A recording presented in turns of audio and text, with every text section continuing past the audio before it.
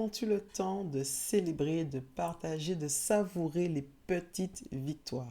Aujourd'hui, je vais te partager l'une de mes victoires en tant que coach capillaire.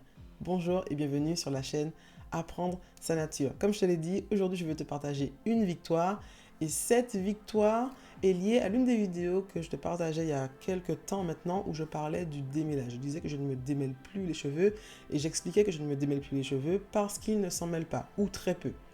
Je te mettrai le lien vers la vidéo ici.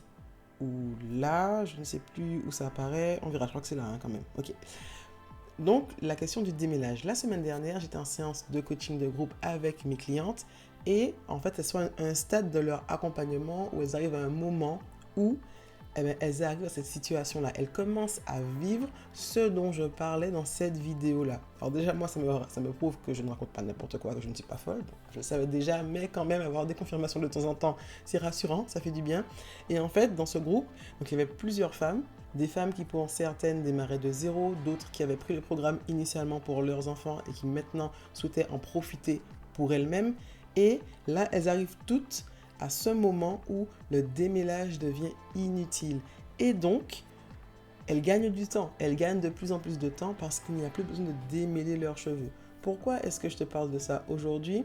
Parce que, premièrement, ça fait écho effectivement à cette ancienne vidéo et que j'ai envie de te dire que finalement, c'est important, c'est bon de savourer ces moments-là parce que véritablement à cet instant-là, lorsqu'elles m'ont toutes dit qu'elles ne reviendraient pas en arrière, ni pour se démêler les cheveux au peigne, ni pour se démêler les cheveux à la brosse, et que tout simplement elles n'avaient quasiment plus rien à démêler en réalité, et bien là, ça avait une saveur de petite victoire. Ça fait du bien d'entendre ça parce que tout simplement, ça montre que c'est possible. Possible pas que pour moi, mais aussi pour toutes celles qui veulent bien essayer, qui veulent bien y croire tout simplement. Parce que c'est possible avec les cheveux crépus. C'est possible d'avoir des cheveux crépus qui ne s'en mêlent pas ou qui s'en mêlent très peu.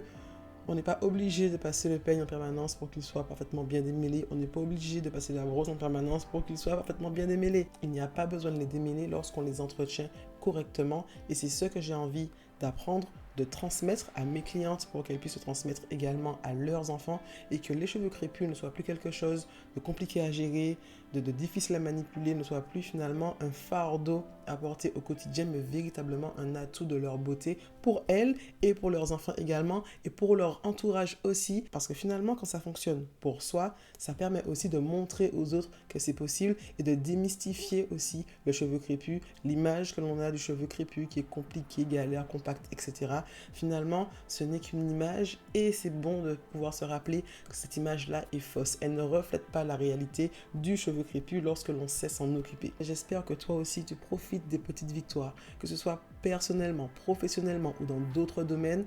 Profite, savoure ces moments où tu vois finalement le fruit de ton travail, que tu vois que ce que tu fais sert à quelque chose et sert aux autres. Ici, c'était vraiment pour moi une victoire de toutes les entendre dire qu'elles n'ont plus besoin de se démêler les cheveux simplement parce que leurs cheveux ne s'en mêlent plus.